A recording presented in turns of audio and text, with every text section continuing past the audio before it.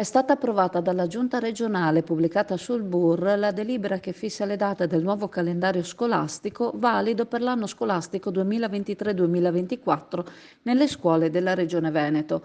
L'inizio delle attività per le scuole di primo e secondo ciclo di istruzione è prevista per mercoledì 13 settembre 2023.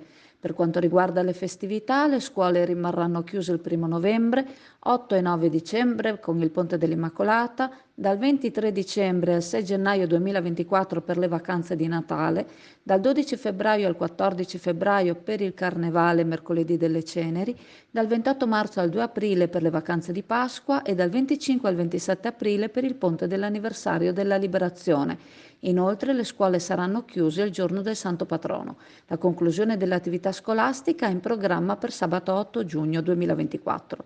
Per quanto invece riguarda le scuole dell'infanzia, resta valido il calendario che prevede l'inizio dell'attività didattica il 13 settembre, la sospensione nelle stesse date previste per le scuole degli altri gradi, mentre la conclusione dell'attività è fissata per il 29 giugno 2024.